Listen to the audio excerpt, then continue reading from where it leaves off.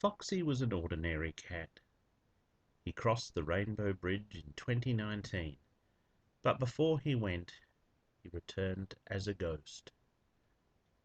Foxy was born in the corner of a bedroom in a suburban house, one of a litter of 4 kittens, who arrived 6 weeks after their pregnant mother was adopted when her previous human friends passed away of old age. His mother is thought to be a Norwegian forest cat. His father did not stop long enough for introductions. Foxy certainly had that Ouija ability to climb down trees almost vertically. For a while, that bedroom corner was his whole world, but so quickly he and his siblings had opened their eyes and begun toddling about, exploring their world. First the room, then the house became their playground. Foxy was a happy kitten, as content quietly playing with his toys by himself as romping with his brothers and sister. There were all types of things to play with, but boxes were a favourite. They always were. They just got bigger as he did. The smallest of the 3 boys when little, he eventually grew to be the largest of them, a cuddly, gentle ginger, weighing about 20 pounds.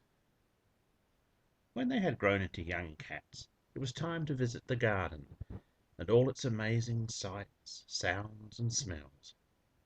And, despite knowing it was frowned upon to go near the road, the temptation was too much if nobody was watching.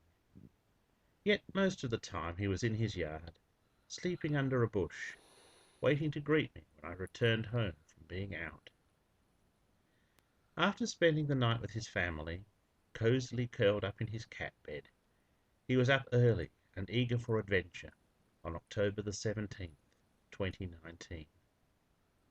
He paused briefly on the doorstep in the pre-dawn gloom, then off he trotted, as he had hundreds of times before. But this time was different. I returned to bed and snuggled up next to Foxy's brother. Although Tiger was in my arms, and no other cat was in the house, I heard a noise near the bedroom door. It wasn't imagination, because Tiger reacted and glanced in that direction at the same instant. Then I felt the familiar tug of a cat grabbing onto the blankets in preparation for leaping onto the bed. Then I felt the weight of a cat land on the end of the bed. And then nothing. When I looked, I could see nothing and shrugged it off. Briefly, I wondered if my old cat Patches, who had died before Foxy was born, had returned. But why now, after all these years? A couple of hours later, I received a phone call to tell me that Foxy had been hit by a car and killed just around the corner from home.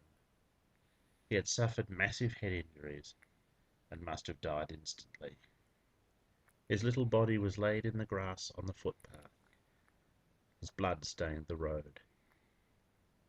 I picked him up and carried him home, and only after that did I realize he must have died about the same time that Tiger and I reacted to his ghostly presence, returning home one last time. Or maybe one other time. For 52 days after his untimely death, I again felt a cat land at the foot of the bed.